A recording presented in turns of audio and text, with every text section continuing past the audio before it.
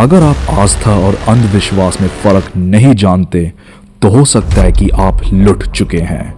आज हम बताने वाले हैं कि वो चमत्कारी पर्ची और वो आंसू भरे प्रवचन सिर्फ एक इमोशनल जाल क्यों है। जब धर्म एक बिजनेस बन जाता है तो उसका रेवेन्यू कितना होता है? करोड़ों, अरबों।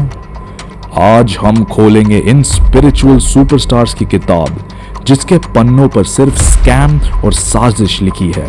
चलिए शुरू करते हैं। एक दावा करते हैं कि वो आपके मन की बात एक पर्ची पर लिख देते हैं और दूसरे के बयान इतने विवादित है कि पूरा महिला समाज उनके खिलाफ खड़ा हो गया है। सच क्या है?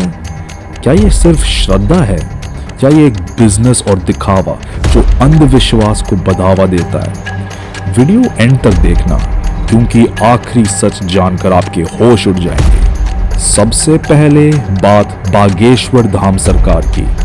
उनका बिजनेस है उनका दिव्य दरबार। दावा है कि बाबा बिना पूछे आपकी प्रॉब्लम, आपके परिवार के सदस्यों का नाम और उसका सॉल्यूशन एक पर्ची पर लिख देते हैं। पैर में दर्द रहता, परेशान रहती, बालक गुम गया है, हेरा गया है आपका बालक। लोग इसे चमत्कार मानते हैं, लेकिन जब रैशनलिस्ट ग्रुप्स और साइंटिस्ट ने उन्हें लाइव चैलेंज किया तब क्या हुआ? रैशनलिस्ट कहते हैं कि ये सिर्फ कोल्ड रीडिंग, हाथ की सफाई और साइकोलॉजिकल ट्रिक्स हैं।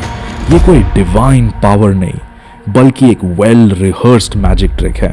जहां विज्ञान शुरू होता है वहां अंधविश्वास खत्म होना चाहिए, लेकिन यहां विज्ञान को ही चैलेंज किया जा रहा है। आपको क्या लगता है, क्या ये सच में शक्ति है या सिर्फ पब्लिसिटी स्टंट? अब आते हैं भागवत आचार्य अनिरुद्ध आचार्य पर। इनके प्रवचन से ज्यादा इनके कंट्रोवर्शियल स्टेटमेंट्स वायरल हो चुके हैं। उन्होंने मॉडर्न विमेन और उनकी इंडिपेंडेंस को लेकर कई अपमानजनक कमेंट्स किए हैं। इनके बयान इतने बुरे थे कि विमेन लॉयर्स और एक्टिविस्ट ने इनके खिलाफ FIR दर्ज करने की मांग की। कि आजकल 25 साल की लड़की, देखो बात क्या कही जाती है कि कुछ लड़कियां कैसी होती हैं, कुछ लड़कियां ऐसी होती हैं जो लिव इन में रह करके 4 जगह मुंह मार करके और वो किसी के भी घर की बहू बन के जाएंगी, तो आप ही बताइए क्या वो रिश्ते को निभा पाएंगी? इनका मानना है कि औरतों को सिर्फ घर का काम करना चाहिए। यहां तक कि इन्होंने रेप जैसे टॉपिक में भी महिलाओं को दोषी कहा है। अब मेरा सवाल आपसे इतना है कि आज वो लड़का यदि बिगड़ा तो कौन जिम्मेदार था? लड़का, केवल लड़का। हाँ, आपके मतलब मेरे हिसाब से अगर आखिर उसकी आंखों से, हाँ, उसकी क्या आपको नहीं लगता कि हम जैसा देखते हैं वैसा हो जाते हैं? इन्होंने कई बार विज्ञान को गलत साबित करने की कोशिश की है और ऐसे अजीब और गरीब दावे किए हैं जिनका कोई साइंटिफिक आधार नहीं है और ये सिर्फ मीम बन के रह गए।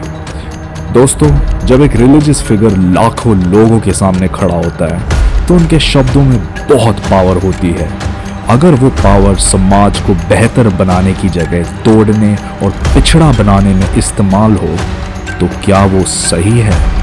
लेकिन इन सबसे ज्यादा जरूरी है इनका बिजनेस मॉडल।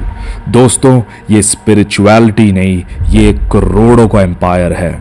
दरबार और कथाओं में करोड़ों का चढ़ावा आता है। क्या इन पैसों का हिसाब है? इन आश्रम्स की फंडिंग कहां से आती है?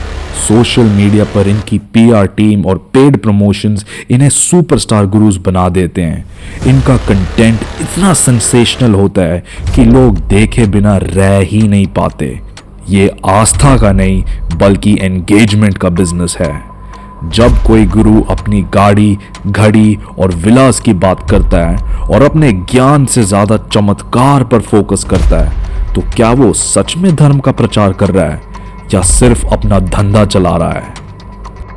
तो दोस्तों, सवाल किसी धर्म या आस्था पर नहीं है, सवाल है अंधविश्वास, एक्सप्लॉयटेशन और पुरानी सोच को बढ़ावा देने पर। सवाल करो, अपनी बुद्धि का इस्तेमाल करो, ब्लाइंड फेथ से बच के रहो।